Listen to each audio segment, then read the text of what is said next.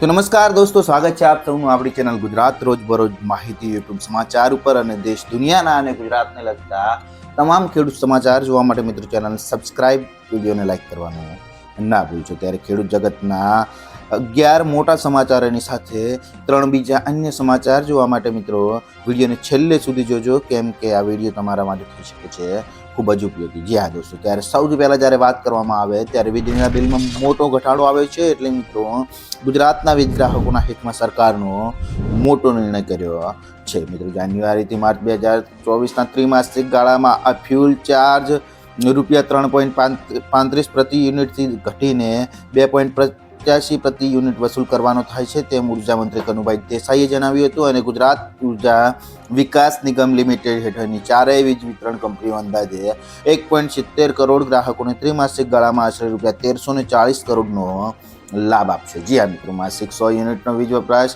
કરવામાં આવે તો અંદાજે ₹57ની માસિક બચત થશે, જે ખૂબ જ મોટા સમાચાર આવી રહ્યા છે। ત્યારબાદ મિત્રો બીજા મોટા સમાચારની વાત કરવામાં આવે તો મિત્રો હવે પેટ્રોલ ડીઝલ સસ્તું થશે। એટલે કે મિત્રો સરકાર હોળીના તહેવાર પહેલા શુભ સમાચાર આપી શકે છે। ત્યારે મિત્રો આવામાં પેટ્રોલ અને ડીઝલના ભાવમાં ઘટાડો થવાની શક્યતા વ્યક્ત કરાઈ રહી છે। મિત્રો એક્સપર્ટ પણ માને છે કે OMCSને પેટ્રોલ અને ડીઝલના વેચાણ પર હાલ તો કોઈ નુકસાન થઈ રહ્યું નથી, ત્યારે આવામાં જ યોગ્ય સમય છે કે જ્યારે પેટ્રોલ અને ડીઝલના ભાવમાં મોટી રાહત આપી શકાય છે। એટલે કે મિત્રો લોકસભાની ચૂંટણીના જ્યારે ગણતરીના દિવસો બાકી છે ત્યારે સરકાર એક મોટું પગલું લઈ શકે છે, જે ખૂબ જ મોટા સમાચાર આવી રહ્યા છે। ત્યારબાદ મિત્રો બીજા મોટા સમાચારની વાત કરવામાં આવે તો હવે કૃષિ મંત્રીની મોટી જાહેરાત। એટલે કે મિત્રો કૃષિ મંત્રી રાઘવજી પટેલે પ્રતિ મણ કપાસના ટેકાના ભાવમાં ₹2000ની ભલામણ કરી છે। મિત્રો મગફળી જેવા રોકડિયા પાકોની અંદર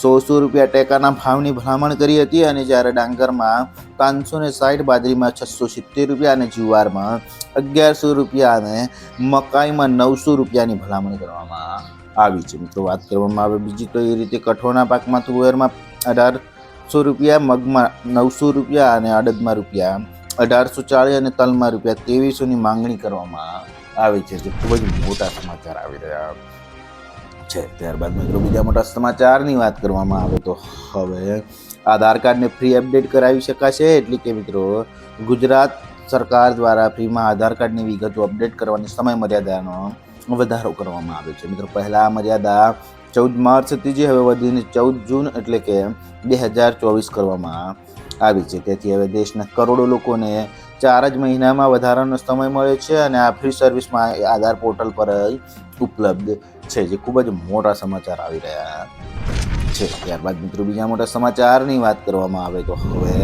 રોકાણકારોએ પોતાના 13,000 કરોડ ગુમાવ્યા। એટલે કે મિત્રો સપ્તાહના ત્રીજા કારોબારી દિવસે બુધવારે શેર બજારમાં ફરી એકવાર કડાકો જોવા મળ્યો હતો, અને આજે સવારે થોડાક ઉછાળા સાથે ખુલ્યા બાદ અચાનક જ તેમાં ઘટાડો શરૂ થયો હતો। મિત્રો આજે સેન્સેક્સ 1000 પોઈન્ટ અને નિફ્ટી 350 પોઈન્ટ તૂટ્યો હતો, ત્યારે 2:30 વાગે સેન્સેક્સ 1046 પોઈન્ટ અથવા 42% ઘટીને 72,621 પર ટ્રેડ થઈ રહ્યો હતો, જ્યારે નિફ્ટી 1.74% અથવા તો 388 પોઈન્ટ ઘટીને 21,987 પર ટ્રેડ કરી રહ્યો હતો, જેના લીધે રોકાણકારોએ 13,000 કરોડ રૂપિયા ગુમાવ્યા છે, જે ખૂબ જ મોટા સમાચાર આવી રહ્યા છે। ત્યારબાદ મિત્રો બીજા મોટા સમાચારની વાત કરવામાં આવે તો હવે ખેડૂતો માટે ખુશખબર આવી છે। એટલે કે મિત્રો ખેડૂતો બાગાયત ખાતાની વિવિધ સરકારી યોજનાઓના લાભ સરળતાથી મેળવી શકે તે હેતુસર આઈ ખેડૂત પોર્ટલ પર 12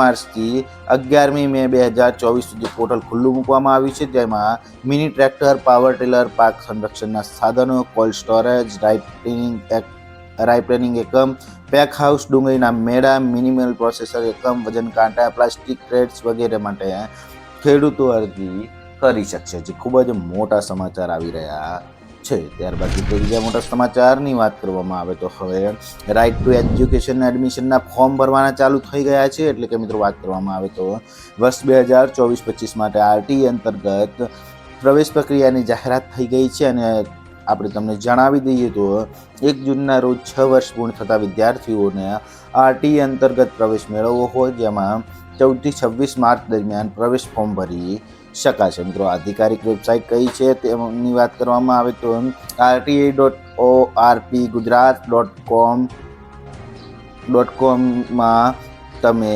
જઈને શિક્ષણ વિભાગે આ વિભાગની જે વેબસાઇટ લોન્ચ કરી છે તેમાં જઈને તમે આ જાહેરાતની વેબસાઇટ પર ફોર્મ ભરી શકો છો, જે ખૂબ જ મોટા સમાચાર આવી રહ્યા છે. ત્યારબાદ મિત્રો બીજા મોટા સમાચારની વાત કરવામાં આવે તો હવે આંતરરાષ્ટ્રીય બજારમાં સોનાના ભાવ સ્થિર સપાટીએ, એટલે કે મિત્રો ભારતીય બુલિયન માર્કેટમાં સોના અને ચાંદીની કિંમતમાં એકંદરે ઘટાડા સુસ્ત વલણ રહ્યું હતું. જો કે મિત્રો રાષ્ટ્રીય રાજધાની દિલ્હી ખાતે સોનાએ 10 ગ્રામ દીઠ 65,000ની અને કિલો દીઠ ચાંદીએ ₹72,000નું લેવલ જાળવી રાખ્યું છે. ખૂબ જ મોટા સમાચાર આવી રહ્યા છે.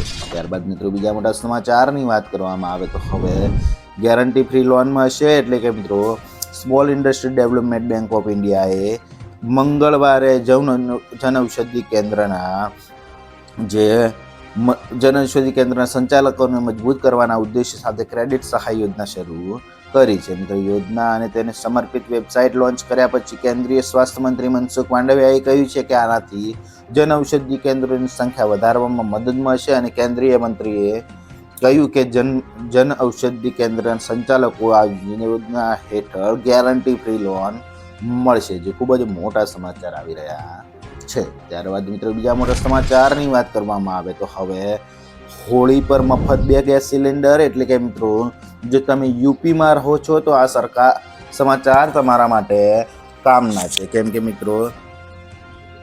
કે મિત્રો રંગોના તહેવાર હોળી પર ઉત્તર પ્રદેશની યોગી સરકાર ગરીબોને મોટી ભેટ આપી છે. મિત્રો રાજ્ય સરકારે કેન્દ્ર સરકારની ઉજ્જવલા યોજનામાં લાભાર્થીઓ છે તેમને હોળી પર મફત 2 રસોઈ ગેસ સિલિન્ડર આપવાની જાહેરાત કરી છે. અને મિત્રો તેનાથી પ્રદેશના 1.75 કરોડથી વધુ પરિવારોને સીધો ફાયદો થશે. મિત્રો આ માટે 2023-24ના બજેટમાં યોજના માટે 2312 કરોડ રૂપિયાનું બજેટ રાખવામાં આવ્યું છે, જે ખૂબ જ મોટા સમાચાર આવી રહ્યા છે.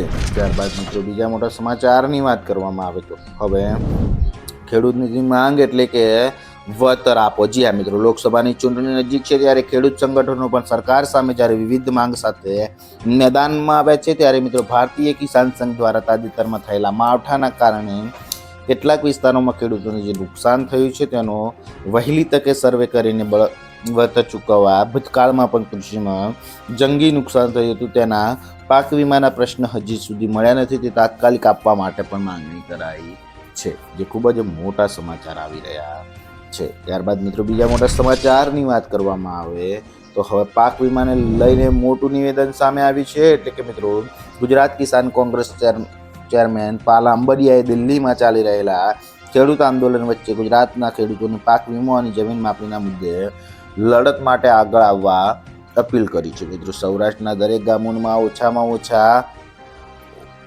₹10 થી 15 કરોડનો પાક વીમો ખવાઈ ગયાનો આક્ષેપ કરાયો છે. ત્યારે આંબલિયાએ જણાવેલ છે કે આપણી ખેડૂતોની અજ્ઞાનતા, અસંગઠિતતા, નાત જાત અને ધર્મ પક્ષોમાં વેચાઈ જવાની નીતિ એક નહીં જાવ તો શું ફરક પડશે? આવો વિચારના લીધે હાલમાં ખેડૂતોને ન્યાય મળતો નથી અને તેના લીધે દિલ્હીની સરહદ પર માત્ર ઘણા બધા ખેડૂતો લડી રહ્યા છે, તેમને હાલ ન્યાય નથી મળતો તેવું તેમણે જણાવ્યું હતું, જે ખૂબ જ મોટા સમાચાર આવી રહ્યા છે. તો મિત્રો આ હતા ગુજરાત રોજબરોજ માહિતી યુટ્યુબ સમાચારના 11 મોટા સમાચાર. બીજા સમાચાર જોવા માટે ચેનલ સબસ્ક્રાઇબ, વિડીયોને લાઈક કરવાનું ના ભૂલશો.